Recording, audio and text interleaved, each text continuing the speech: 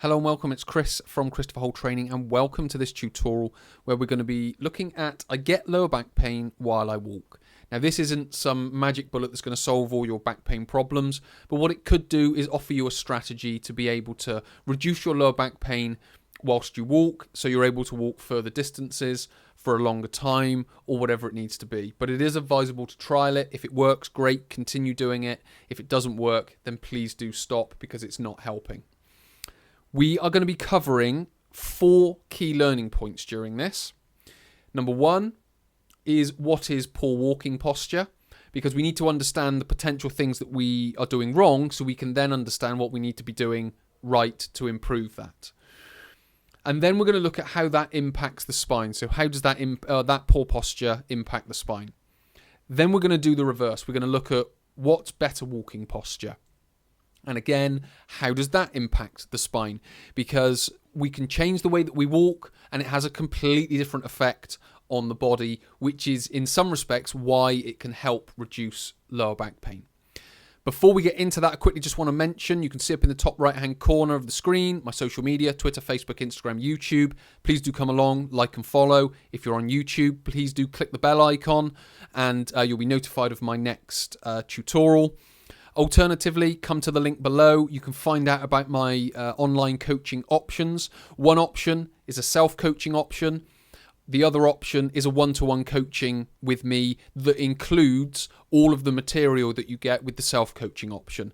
So the self-coaching option contains self-consultation, self-assessment, and then workshops, tutorials, and daily workouts. And then with the with the one-to-one coaching, the content is exactly the same, but what you get is me guiding you through it over 2 sessions with recommendations and advice, places to focus on within that content, and you also get email access to me in between the sessions to answer questions and keep you moving forward with your lower back pain. There is also the option to go ahead with more sessions, but I keep it to 2 to start with so people can at least take away the information and sort of digest it and give them a bit of time with that. So if you're interested in that, please do click the link in the description and you can go through and find out more about that. But what we'll do now is we'll get stuck into the tutorial. On this first slide, we're going to take care of the first 2 key learning points. But what I just want to do quickly first is just overview the loads that potentially are going through your spine from walking. So during walking, the compressive load on the spine is approximately 2.5 times body weight, along with very modest shear forces. Now, this information comes from Low Back Disorder, which is a big textbook by Dr. Stuart McGill. So if you do have the inclination, please do go and find that textbook. It's very useful when it comes to lower back pain, but it is very detailed and quite a technical book. So I'm just pulling out a few pages of this, summarizing it and putting it into this tutorial. So we have these compressive loads going through our body whilst we walk. So it's 2.5 times body weight. So every time you take a step, the load is 2.5 times your body weight. So in a very short walk, you can start to see that there's potentially a lot of compressive load going through your lumbar spine. So depending on how we walk, depends on how our body uses that. So if we are walking using the poor posture technique, we will be walking at a slower pace. There will be little to no arm swing, and we will be in a hunched posture. Now, this is a common posture that you see out in the world, and if you look at the image on the right hand side, you can see it. She's got a hunched upper spine, head facing down. The arms, obviously we can't see them moving, but we're just going to say they're not swinging a great deal, which in turn makes the pace a little bit slower. And again, we can't really see the pace because it's a still image. But when it comes to poor walking technique, those are the three main things that we would look for: slower pace, little to no arm movement, and a hunched posture. Then the impact on the spine is reduced spine motion and produces static loading of the tissues. And when we're talking about tissues, we're talking about the vertebral discs, which are bones. We're talking about the vertebrae, which are the bones. We're talking about the intervertebral discs, which are the sort of cartilaginous type material. And then we've got ligaments of the spine, and then we've got muscles around the spine, and they obviously include tendons, and then there'll be like a fascial net that goes around the spine as well. So it produces a static load on those, which is concentrating it around the lower spine. So this type of use of the spine isn't as effective as it could be, because it's putting extra pressure on the spine, whereas what we want to be able to do is spread it around the spine, because we don't want 2.5 times the body weight going directly into the spine and the tissues of the spine. We want to spread it around so the 2.5 times body weight gets dispersed around the torso.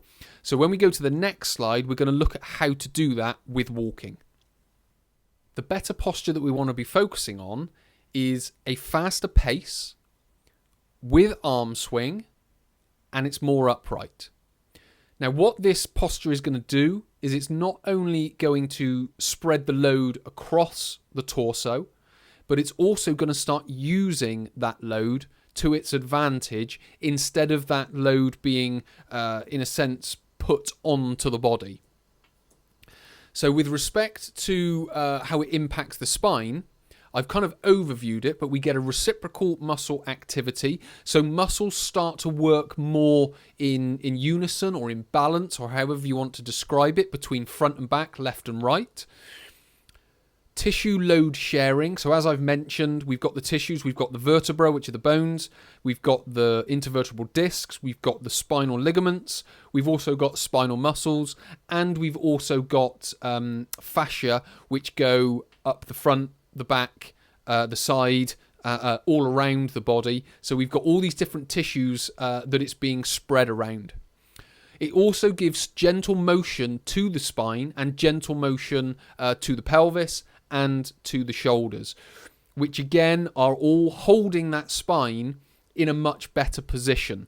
And again, as I've mentioned, it's spreading the load around the spine. So again, as you can see there, it gets reduced spine loads. The other thing that it's able to do is energy conservation. So when you use the poor walking posture, all of that load just gets concentrated on the lower back, and in some respects causes it problems, and then eventually the back starts to hurt. But when we go into this faster pace, arm swing and upright posture, it kind of up-regulates what the body is able to do. So the body takes that load and uses it. So as we create momentum with the arm swing, we glide along. When we use the poor walking posture, it's a bit clunky, and we sort of bound along with each step. When we talk about better walking posture, we glide along much more, because we're using the momentum and we're using that energy to create the swing. So it's the swing that's making us move forward, not us sort of lumbering our body along using our muscles. So we're using the fascia, we're using the muscles, but in a much more efficient way to, in a sense, use the momentum and swing and glide our body along. So that is why we need to use the better walking posture, and that is the walking posture that is much more effective for us.